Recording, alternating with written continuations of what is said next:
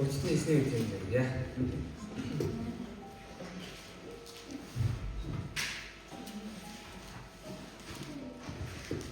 Өнөөдөр хамтдаа чуулганд биений ачнаас үүсдэг чуулган гэдэг тухайд суралцах болно. Өнөөдөр хамтдаа Галатын 6 дугаар бүлгийг гаргацгаая. 1319 дөрвөн бүлгийг Галатын 6 дугаар бүлэг.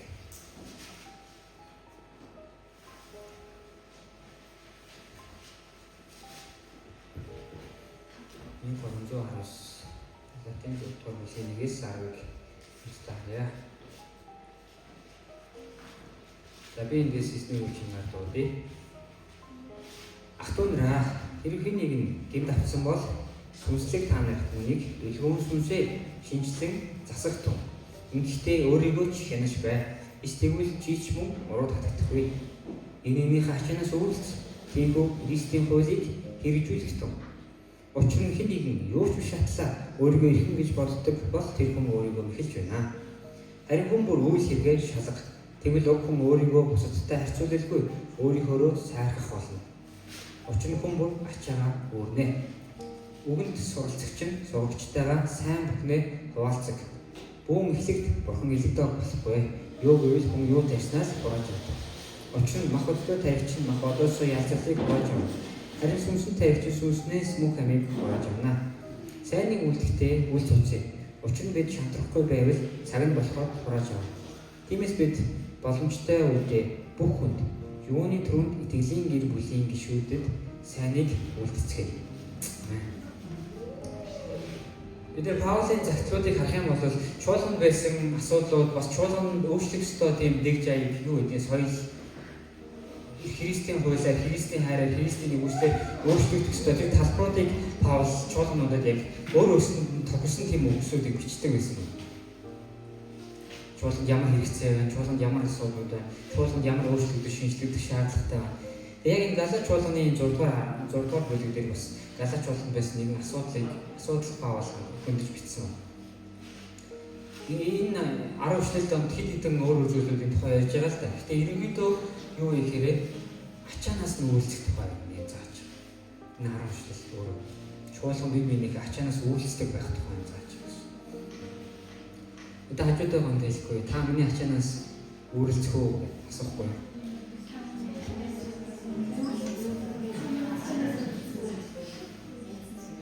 Үйлчлэнэ л гэж юм те. Би ч бас танихаас үйлчлэе гэдэг.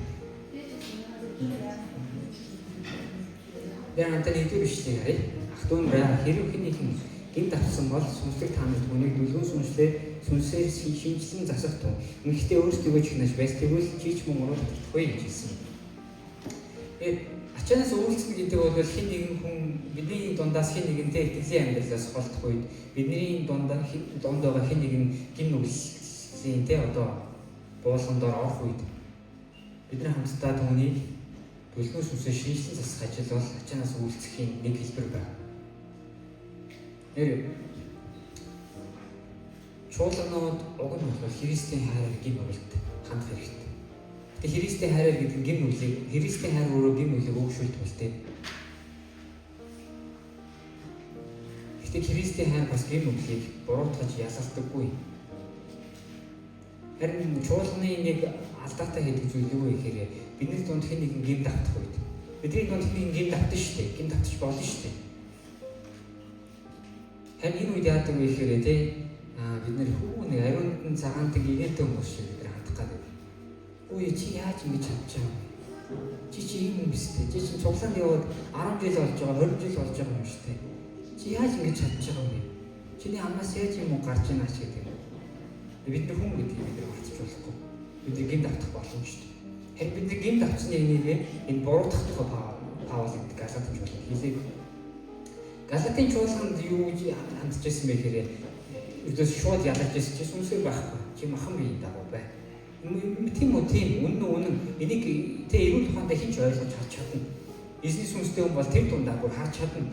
Гэхдээ бид нэр Христийн хуулийн дагуу бид тэр хүнд хандах хэрэгтэй байна шүү дээ. Галатын чуулганд Паул юу хэлсэн бэ гэхээр хин нэг жинхэнэ давцсан бол та нар тэр хүн дээр очиод дүлгүүн сүнсээр шинжлэн засах тухай ярьж байгаа.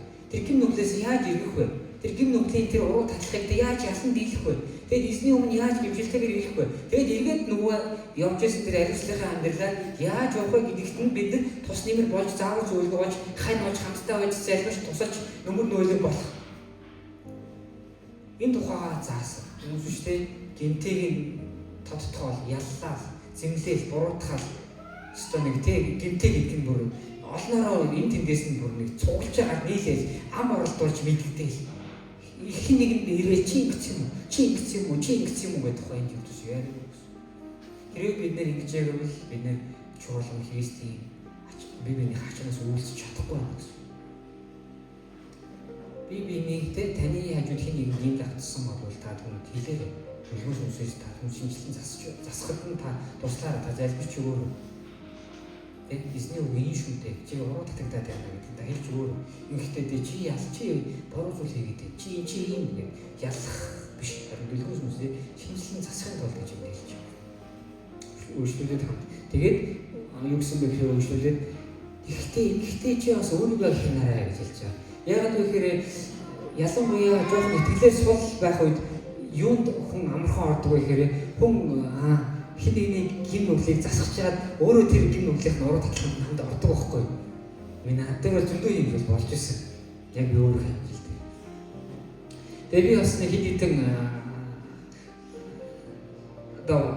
хүмүүсийн ярианаас библийн сургуулийн модулаар ангийнхны гэрчлэлийг хэдийдэн удаа би сонсч байсан. Цуглаанд дөнгөж явал удаагүй нэг гал галан цуглааны итгэгч. Тэгсэн чинь хамт яваад хамт явж исэн найсан тий. Ууж исэн архи иргээл уусан. Тэгээ мань хүн яасан бэ гэхээр уг нь бол тэ чи архи ууж болохгүй гэд зөвлөхөд очисон чинь яасан бэ гэхээр нөгөө нүглийн уруу татлах автагдсан юм.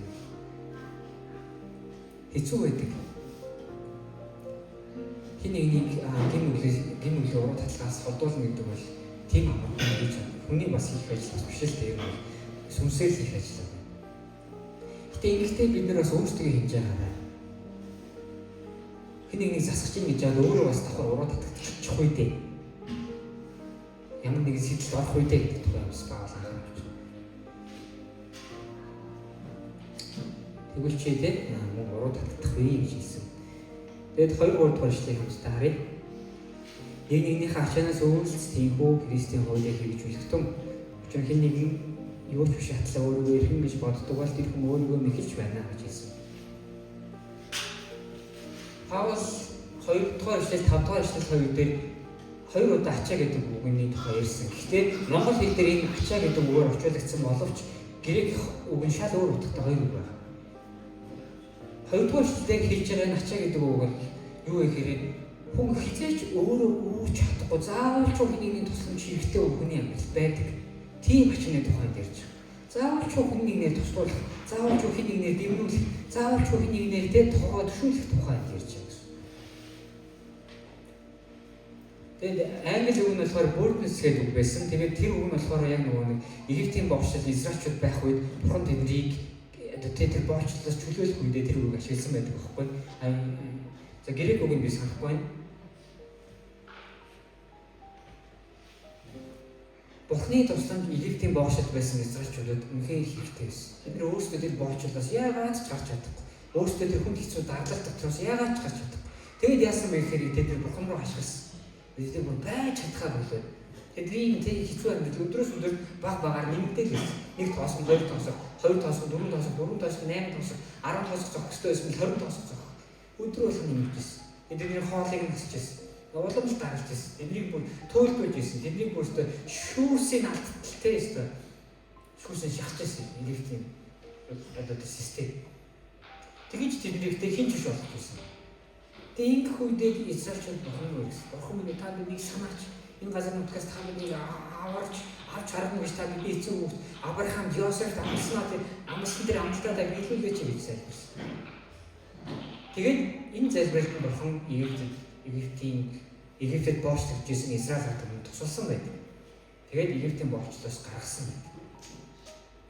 Яг үүнтэй адилхан бидний эвэн тойронд байгаа одоо тийм энэ чуулганы жаахан дүүс өөрөө дэвж байгаа ачаа гэж байгаа. Хоёр төрлийн ачаа байгаа. Эхнийх нь би тэгээ өөрөө өвч чадахгүй заавал өмнөний тусламж хэрэгтэй. Тэр ачааг өөрөө дэвж явахт нь чуулган хамтдаа байх тухай хэрэгцээтэй одоо тийм талбар байдаг. Өвчин зовлон байна тийм үү? Бид хэнийг нэг өвчсөн үед нь бид хань болох хэрэгтэй. Би өвдөгөөгээд амиа одод явж болохгүй. Та энэ бол Христтэй бодлыг хэрэгжүүлэхгүй.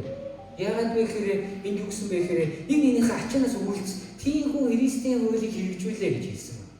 Ачаанаас өвөлцдөг хүн Христийн хуулийг хэрэгжүүлдэггүй худалч Христ ч гэсэн үг. Хоёр нүртэй Христ ч гэсэн. Энийг тэ үхэл хасалт тохиолдох үед бид тэр хүний хажууд нь түших хэрэгтэй. Ямар том сэтгэлийн гүн хар орон зай үлддэг үл хүн үхэл хасалт тохиолддог.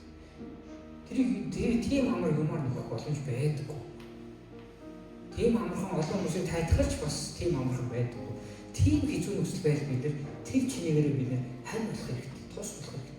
Тэр ачаанаас нь жоохон жалтайгаа бид нар өвүүлцэх хэрэгтэй. Би чамтай хамт байгаа шүү гэдгийг мэдүүлэх хэрэгтэй. Та цуглаанд аюу гоё тий дулаан хувцастай та цуглаанд аюу гоё хувцас өмсч ирж байгаа хин нэг юм чин тий ятрахын хувцастай хин нэг юм чин тий бүр нэг ургацсан готалтай байгальтаа хараад та тэр туслах үүрэгтэй. Бид нар бол тэр хувцсыг тий асуудал авчиж чадчих штеп. А гэтэл тэр хүн яаж чичээгээд тэр хэмжээний хувцсыг авч чадахгүй байгаа учраас тийм хувцас өмсөд явж байгаа байхгүй. Ургацсан готал өмсөд явж байгаа байхгүй. Илэгцсэн хөвч өмсөд явж байгаа байхгүй. Тэр хүний хичээгээд хичээгээд явж байгаа нь тийм байна. Бид нар тэгж хийж болно тийм. Энэ хүн залхуу байна. Өөрөө хөлбөмбөлөх хэрэгтэй. Энэ хүн арчаагүй байна гэж хэлж болно. Хийж хэлэх амархан л та. Гэхдээ заримдаа үнхээр тийм хүмүүс үеийн хөдөл байсан шүү дээ. Яаж амьдрах арга олж чадахгүй, ухаанаа олж чадахгүй. Тийм хүмүүс чуулган донд бас байдаг шүү дээ. Ийм хүмүүс бид туслах хэрэгтэй. Хин нэгнээсээ амьдрал нь яаж юм бэ? Миний дүү, миний ах, миний эгч. Тэр асуух хэрэгтэй. Бид нар чинь нэг итгэлийн гэр бүл гэж юм яваад байгаа шүү дээ. Хоосон хонжоо яана. Тэгэхээр манай монголчууд чинь тийм ичүүрийн соёлтой Азиудын ичүүрийн соёлтой учраас хэлэхгүй шүү дээ. Хоосон хонжоо хэлэхгүй. Ходоод мөсчсэн чинь чимээгүй л яваад байгаа гэл. Гүрийгээл яваад. Харин таамд асуух хэрэгтэй. Яаж юм? Хэрвээ та туслах чадах юм бол туслах хэрэгтэй. Бид ингэж биенийхээ ачаас үүсэх хэрэгтэй биш гэж юу? Ингэж л бид нэр Христийн хуулийг чуулганы бүл дотор бид хэрэгжүүлэхгүй гэж юу? Түүнээс биш та тэ урд гарч ирээд сүүгээр итгэж байгаад та өөрөөр Христийн хуулийг хэрэгжүүлж байгаа хэрэг биш шүү дээ. Зөвхөн нэг хэрэг. Энээс цааш олон хэрэггүй шүү дээ. Олон Христийн хуулийг биелүүлэх тийм талбарууд байна шүү дээ.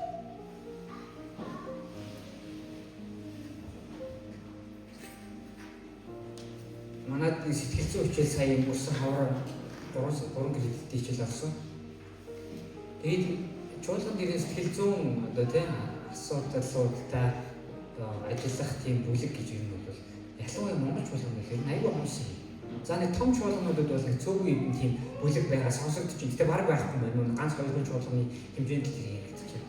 Тэгвэл ихээр бидний мэдж байгаачлан Улаанбаатар хот тийм Монгол даяараа ямар их стрессийн тийм хүндлэлтэй юм бид амьдарч байгаа. Бид нэг зам дээр гараад стрессж байгаа. Бид нар ажилтаа явахад маш олон стресс. Тэгээд сонголт орчин тийм бид нар өссөн үсээгүй сонголтоор зарим сонголтгүй бид нар аюул олон стрессүүдийг авч. Тэр хэмжээгээр бидний сэтгэл зүй ямар нэгэн байдал гэмтэлтэй болж байгаа, өвдөж байгаа зарим бүр тийм хүмүүн чанд юмнуудтай бид нар явж явах боломжтой. Тэгээд энэ өөрөө бас нэг ачаа. Энэ ачаанд нь та хэрхэн тусалж байгаа.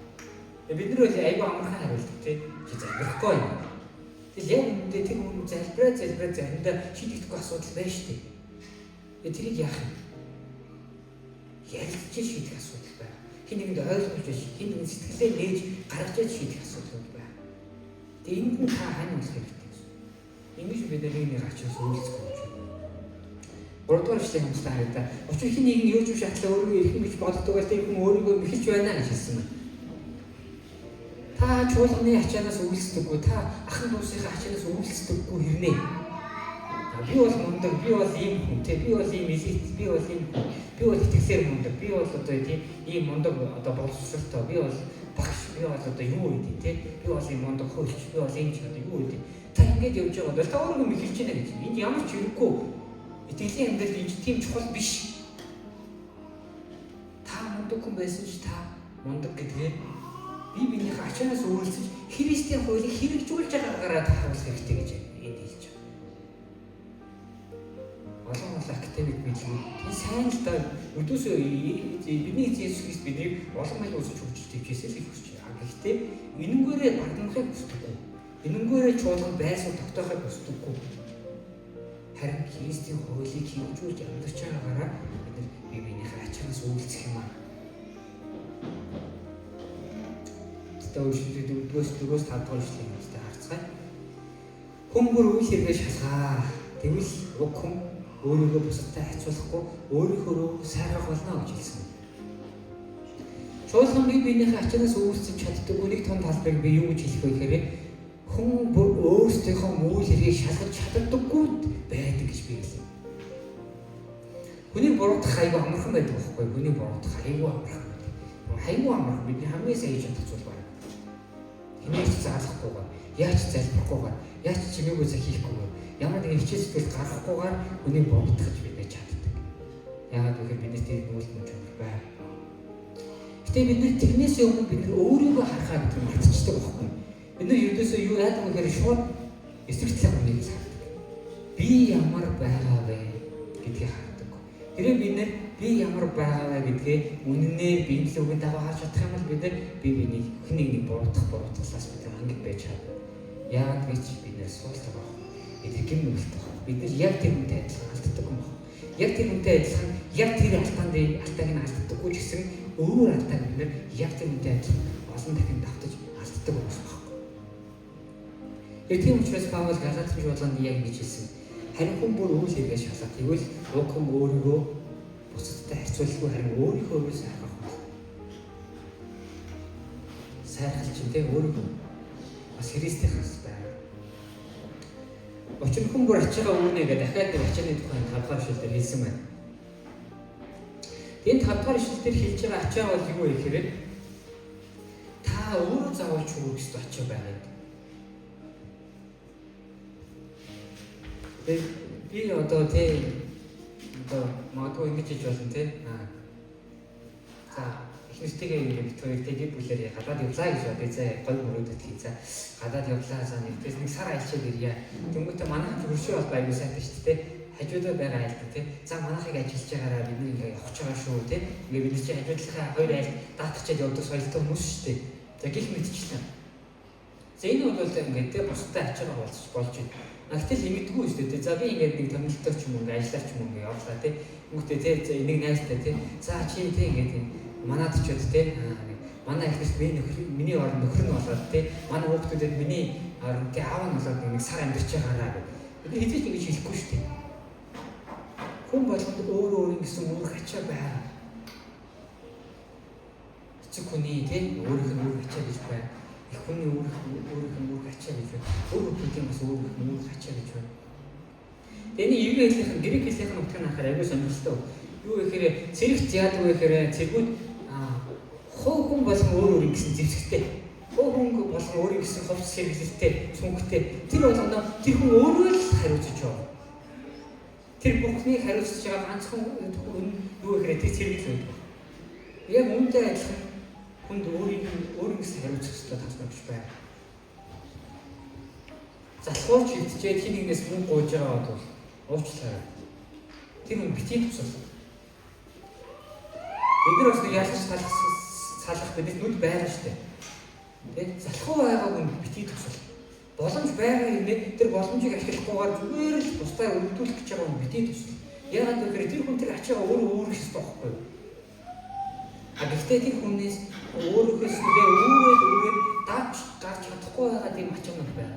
Тэдгээр нь бид нар болцох хэрэгтэй.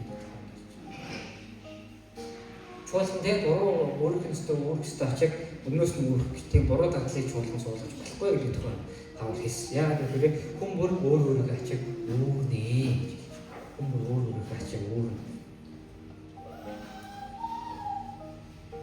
6 дугаар ишлэгийг хамсдаа. Энэ 6 дугаар ишлэгийг хэрэгжүүлэлтээ би шууд яг одоо хийх үзье. 6 дугаар ишлэгийг хамсдаа харъя. Өгөн суралцагч нь сургагчтайгаа сайн бүхнээ хуваалцдаг хэлсэн.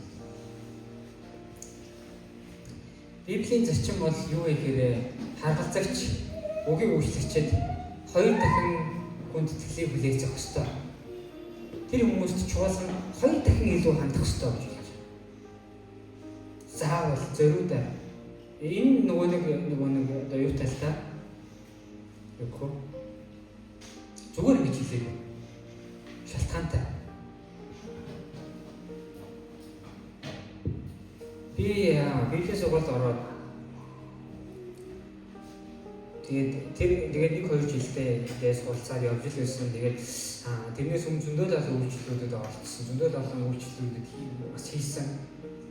Тэгсэн хэрнээ би чуулганы пастор гэдэг хүн би ямар ачааг өгөөд явдгийг би хизээч ойлгоогүй. Тэгээд харин пастор маань Солонгос явахын цагтдээ би энэ чуулганы пастор гэдэг хүний үйлчлэлийг би пастор биш л дээ. Пастор гэдэг хүний үйлчлэлийг орлоод тий яг энэ үйлчлэлийг хийж эхлэхийн цагт тэр цагаас эхлээд энэ бол миний толгой боолтож эхэлсэн л дээ. Ямар олон талбарт тий ямар олон зүйлийн төлөө шаналгаатай амьдралыг чуулганы пастор гэдэг хүн болох гэсэн юм гэж заримдаа бодож байна. Тэгээ энэ амьдралаас чуулганы пастор гэдэг хүн зүгээр салгаад явчих. Айгу амархан бохгүй. Болчих болно шүү дээ. Гэхдээ нэг дуудлах гэж нэг хэцүү юм тэр хүнийг дандаа чангаж өгдөг. Тэр шаналгаатай амьдралд уяадгүй холдуулахгүй байлгаа л гэдэг байхгүй. Өстэй толгойг нь улам илүү буурлуулаад духных нь үрслийг нэмэгдүүлээд ходоодын шархтаа болгоод байлгаад байдаг. Тэр нэг дуудлах гэж нэг хэцүү юм байдаг байхгүй чуулганы пастор. Би пастор хийсэн. Би тэгээд тэр цагаас эхлээд ихнэртэйгээ бид юу гэж ярьсан бэ гэхээр чуулганы пастор гэдэг хүн ийм зүйл хийдэг учраас чуулган ойлгохгүй байж болно. Гэтэ ядаж хоёулаа энэ хүнийг ойлгох хэрэгтэй. Чуулган сайн туслахгүй байж болно. Гэтэ ядаж түрүүж хаснараа хоёулаа түрүүж туслах хэрэгтэй. Тэгээ харуул юу вэ? Бараг битэр пастор тусламж авах амжилттай хүмүүс баггүй да. Гэтэ үгүй шүү дээ. Тийм биш. Библи хизээч тэгж хэлээд пастор та хоёр дахин хүндэтгэлийг үзүүлэх хэрэгтэй. Чуулганы харгалзагчд гэж хэлж. Нөгөө пастор гэдэг бол сүүлийн нэр төв юм. Библийн дагуу харгалзагч гэдэг юм. Диакон гэдэг биш харгалзагч гэдэг. Өгөө үйлчлэл хийдэг. Чуулганы хонжилч юм. Манай чуулган өнөөдөр тийм пастор та хэр их талархлаа илэрхийлдэг вэ та? Та ер нь пастортай хэр их хүндэтгэл үзүүлдэг вэ? Таны төлөө өөрийнхөө сүх ачааг өөрөд явж байгаа юм. Гэхдээ энэ бурхнаас ирж байгаа ачаа. Энэ өөрөөс харахгүй тийм төсөл байдал тогтдог. Аюул олон зүйл дээр шантарч байгаа, зарим нь ухаж байгаа, урам хугарч байгаа, сэтгэл нь нэмдэж байгаа, стрессж байгаа, ууралж байгаа, бухимж байгаа, заримдаа бүр нойргүй хаач байгаа. Чуулгана яах вэ? Чуулганд амар олон итгэмжгүй хүмүүс байдаг шүү дээ, мэдхүү. Тэр итгэмжгүй хүмүүсийн нэг заримдаа пастор өөрөө ч биш болдог л доо. Чуулган өөрөө тэр чигээр итгэмжгүй хүмүүсийн нэгдэл. Яагаад гэж бид нар ариун болохгүй, ариуслын амьдлал болж байгаа гэмтэй хүмүүс байна. Энэ олон хүмүүсийг Библийн үгийн дагуу нэгтгэх гэдэг бол асар хэцүү ажил. Яагаад гэвэл энэ өөрөө цалингаар өгдөг биш байхгүй. Цалин өгөөд нэгтгэх бол аюу амархан байх боломжтой. Яагаад цалин өгж байгаа ч өөр хэрэгсэл тохиож чадна. Гэтэл ямар цалин өгөхгүй байгаа юм тэр хүмүүсийг өөрөө албатай болгодог, тэр хүмүүсийг Библийн үгийн дагуу хөдөлгдөг, өргөжүүлдэг, сайн дурын ажилтан болгож байгаа тийм үү? Тийм амар хэцүү. Энэ болгоно ингээд сэтгэл нь өвдөд явж. Тэгэд харин 6 дугаар жилдээ юу чинь яхав вэ? Өгөн суралцагчийн та өгөн суралцж байгаа бол тэр сургагчтайгаа сайн бүхнээ хуваалцах хэрэгтэй гэж байна. Хуваалцдаг байх хэрэгтэй. Та ингэж чуулганы ачаас өөрчлөх хэрэгтэй. Энэ зүгээр л нэг домог төдөө биш байхгүй. Яг бодитоор тусалж дэмжиж би тэр залбирч явах хэрэгтэй гэдэг байна. Би танд 2 минут өгье. Та уцаа хасаагаад пасторлогоо пастортай талархах өдрийг баярын мэндийг тавьж. Чатаар ямар их баярлах вэ? Тэгээд яг энэ цагт 2 минут бид өгч юм амглан цагаас та уцаа гаргаж ирээд асаагаад заавалч пастортай талархах өдрийг баярын мэндийг ардаас сэтгэл байр татварыг бичээ. Талархах бичээ. Монголд нэг ганцхан удаа пасторууд нь баярлдаг өдөр болдог. Тэр нь болохоор 5 сарын сүүлийн цагт өсөө өдөр واخгүй юу? Өнөөдрийн. Тэгэхээр пастор ахлагчдын баярын өдөр гэж.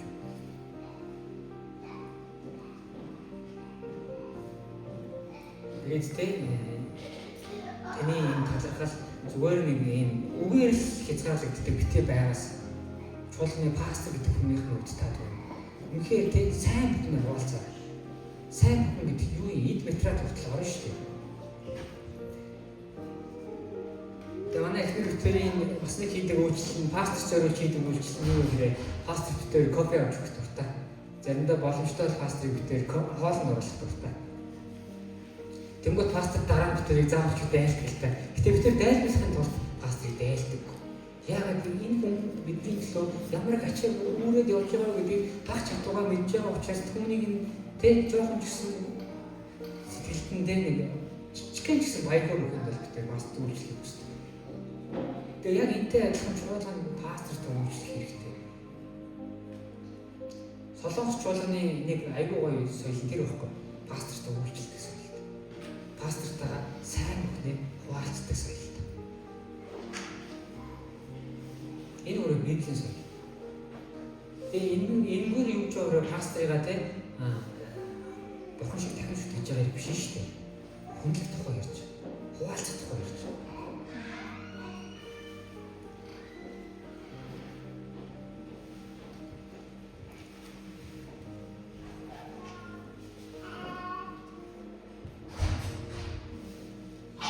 За тэгээд 7-8 дугаар ишлэгийг хамтдаа уншуулээд харъя.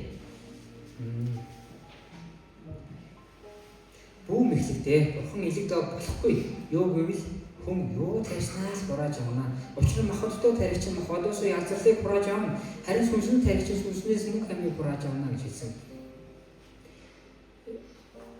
Би яг энэ хэсэгт би юу гэж хэлмээр байгаа гэхээр та чуулганыхаа пастор ахлагчид ялангуяа нөгөө үйлчлэгчнүүд хэрэг залбирдаг вэ гэж би танаас асуумаар. Чуулганыхаа пастор ахлагчийн төлөө залбирдаггүй хэрнээ чуулганыхаа пастор ахлагчийн дамжуулж байгаа үгийг гоочлаа сууж байдаг хүмүүс зөндөө байдаг. Өө ямар муу дамжуулт юм чадахгүй шүү дээ. Та залбихгүй байгаа юм чи яаж сайн үг дамжуулах юм? Та тэр хүнийтэй сүнслэг байдлыг та анхаарахгүй байгаа юм чи тэр хүн яаж сайн үг дамжуулах юм? Та тэр хүний төлөө ямар нэгэн зүйл үйлчлэл хийх байгаа тэр хүн яаж хүчтэй пастор байх вэ? Хүчтэй ахлагч байх юм? Та тэр хүнийг дэмжиж туслахгүй байх чинь тэр хүн яаж хүчтэй пастор, хүчтэй ахлагч, хүчтэй үг үйлчлэгч байх юм? Чуулган хэрвээ пасторын үйлчлэлийн төлөө санаа нэгдээд өглөө болгон залбирдаг бол сүнслэг ертөнцид тэр пастор ямар их мэдлэлтэй болно гэж яг тэр үгийн үйлчлэлийг ямар их хүч чадлаар хийж чаддаг болно гэж бид нар юу тарьснаа хурааж авдаг байхгүй юу? Та өөрөө тариагүй яаж та юу хурааж авах вэ? Боломжгүй.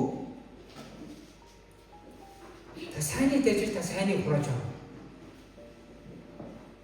Бид чуулган дээр нэг тийм сүнслэг хүчирхэгтэй станыг агуу номлолыг сонсох бид хүн болгон хүсэж байгаа. Гэхдээ та хүсэж байгаачлан та тарих хэрэгтэй биш үү? Та тарихгүй гэж юугаа хурааж авах гэдэг. Библийн зарчим бол яг үүний тухай.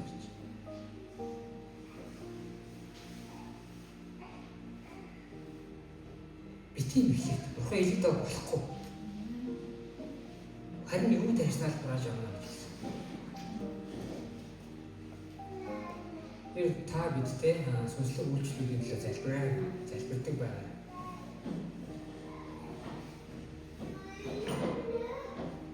Миний яг сүнслэг үйлчлэлийн төлөө залбирах дадал суусан он бол 2014 он.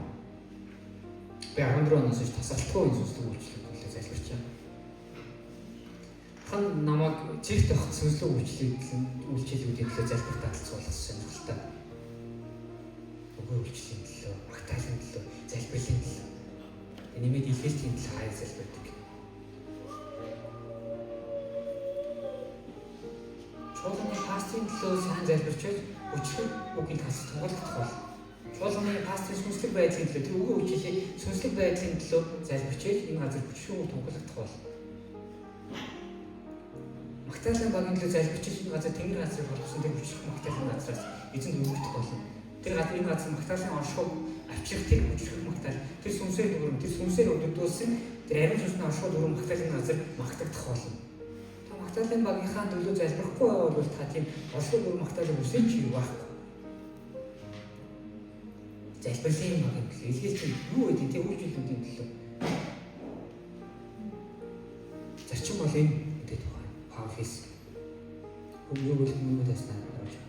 8 дугаар шилдээр юу гэсэн бэ гэхээр хотод ирэх хотоос ясарлыг хурааж авна. Харин сүнслэг тэр их сүнслээс мөнгө амиг хурааж авна гэсэн. Бид нэр чуулганд ирээд хотын дагуу тарьж гинэ. Өстэй тэ. Өстэй л залбирчихгүй гэж. Өстэй үйлчлэл хийж шүүж. Өстэй заагаагүй гэж. Устаас юм нэгч чинь. Өстэй үйлчлээгүй гэж. Устаас авах хүсэж чинь. Мөргөл юу вэ? Мөргөл өхийн төлөө. Тийм үү? Христ эзэн үйлчлэхийн тулд ирсэн. Ийм үйлчлэл дуурайлыг хүн болгоно гэсэн. Бид нар энийг мартаад үйлчлүүлэх гэдэг байна. Тийм биш яах вэ? Чуулган үйлчлэх хэрэгтэй. Чуулган хотын дагуу тааж болохгүй. Чуулган сүнсний дагуу тавьдаг байх хэрэгтэй. Чуулган Христийн үгийн дагуу тавьдаг байх хэрэгтэй. Юу тайснаа гарч. Махадын дагуу тавьж та ялцралыг гаргаж авна. Хахалсан бутралыг гаргаж авна. Тэ гомдол цохилыг гаргаж авна. Харин сүнсний дагуу тавих юм бол итгэл найраад баяр амар тайван яриг сүнсний бэлгүүдийг та авах болно. Стөрөшлийн юмд харъя. Сайн үйлдэлтэй үйл цуцъя. Учир нь бид шаналхгүй байвал цаг нь болохоор хурааж авна. За 10 дугаар эшлэгийг үйлдэлтэй тавьсан харъя. Тиймээс бид боломжтой үедээ бүх хүнд юуны төрөнд итгэлийн гэр бүлийн гишүүдэд сайн үйлдэлцгээе гэж. За энэ сайн үйлдэлтэй битгий шаналраараа гэдэг тухай ярьж байна. Энэ үг ачаага үйл тухай л одоо ярьж штеп. Ачаага үйл гэдэг бол юу вэ? Сайн үйлдэх байхгүй да. Та энэ сайн үйлдэж байгаа бол та энэ ачаанаас үйлсэж байна гэсэн. Эндээ та битгий хойроо байгаарай. За би одоо болно. Яриа л их сайн үйлдэлтэй дээ. Тийм лимит байхгүй шүү дээ. Бид нар Христийн төлөө харин жилийн үйл хийх. Бид нар Христийн төлөө харин жилийн зориулах хэрэгтэй байна шүү дээ. Энэ юу вэ гэхээр та тийм хэсэг бүлэг практик өөртөө оруулсан авах юм бол биш байхгүй. Хэсэг бүлэг хүмүүс бие тий. За биеийн хүмүүс гэдгээ харуулах юм бол биш байхгүй. Христийн төлөө явах үед угаасаа хүмүүс таныг хүндлэх болно. Сайн үйлдэлтэй битгий цуцаараа заримдаа шантардаг тий. За би хийгээл ямар хүтэн байгаа. Намайг хэн олж харж байгаа юм гээл тий. Бид нар чинь бас махан биетэй хүмүүс ахгүй да. Бид нар тэгж гомдлохгүй байдаг. Тэгтэл битгий сайн үйлдэлтэй үйл цуцаараа бурхан хардаг байхгүй. Тэнгэрээс нэг нүд, хоёр нүд тий. Бүр баян шигтэж харж байдаг тухай малах юм хэлсэн. Баян шигтэж харж.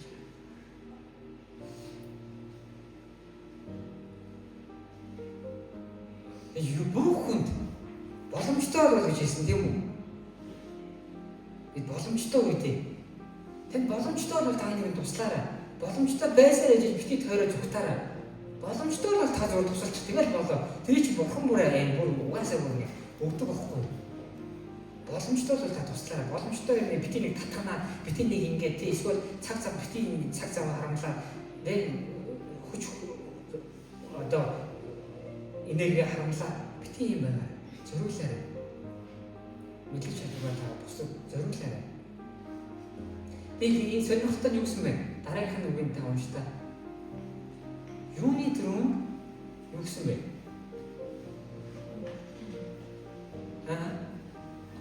Юу гэсэн бэ? Библиэд юуны төрөнд итгэлийн гэр бүлийн гишүүдэд.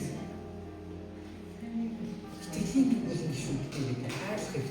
Итгэлийн гэр бүлийн гишүүдэд туслах хэрэгтэй. Бид бүр ингээд заримдаа ингээд гэхдээ заримдаа энэ зүг байж магадгүй, заримдаа буруу байж магадгүй. Юу гэхээр битэрийн ингээд тийм жоохон зориулж байгаа талбар явж байгаа амар ихэд гэр бүлийн тий ахын дүүсээс илүү цуглаан дээр байгаад байгаа байхгүй. Тэнд бараг тий туслах хэрэгцээ хүмүүс байх чинь цуглаан байна. Энэ заримдаа зүг заримдаа. Гэтэ би өөр юм хэлсэн мэхээр юуны түрүүнд итгэлийн гэр бүлийн гишүүдтэй л хэлсэн. Юуны түрүүнд дараа нь бусдад бүх хүнд гэж хэлсэн тийм үү? Орхигдуулаагүй шүү дээ. Гэтэ юуны түрүүнд ихлээр итгэлийн гэр бүлийн гишүүдтэй сайн юм хэлдэг. Ингэж бид Христийн хуулийг хэрэгжүүлж, ингэж бид бие биенийхээ ачаанаас үйлчлэх юм байна.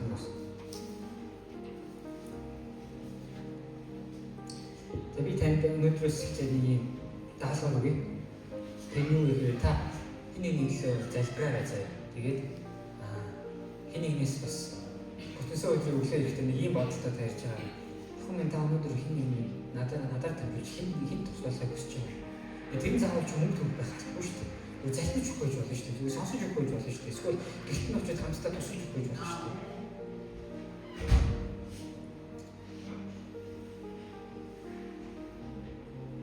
чуулганд нэг айгүй харамсалтай жишээ байдаг. 2013 онд манай Бадмаа ахлагч гэртээ бүтэн засвар гэсэн байхгүй. Тэгээд гэртээ бүтэн засвар хийж явах үед чуулган завтай байсан. Тэгээд сонирхолтой чуулганаас хинч очоогүй. Хинч очдгийг нь туслаагүй байхгүй. Тэгээд тэр үед манай Бадмаа ахлагч амар их гомдлыг авч ирсэн. Тэгээд тэрийг хожим дараа л ойлгосон л тоо. Юу болоод исэн процессыг би ойлгоогүй гэдэг тохиол үед. Яг юм жоох өөрчлөлт орж эхэлсэн би ойлгож. Боломжтой байсан шүү дээ, бид нар туслах боломжтой. Гэхдээ хинч очоогүй. Энэ хүн ганцаараа байсан. Эмэгтэй хүн шүү дээ. Чаны жилтэй байсан бол мэдээ ихсэн. Ის юу ганцаараа байсан хүн бид туслах боломж байсан атлаа чуулган туслаагүй. Бид нар ихнээс асууж байгаа юм. Миний тусламж танд ямар хэрэгцээтэй вэ? Бидний тус ийм үед бид туслахгүй бол чуулган байгаад яах юм? Христэд бодлаа шүү дээ. Бид нар бодлаа. Бид нар бодож болохгүй. Хэж эзэж бидний дүнд ийм хар бараан тий жишээ бидний битгий хараасан. Эзэн Бадмаахлагчийг нь тайвшруулсан учраас үгшүүлсэн юм шүү дээ.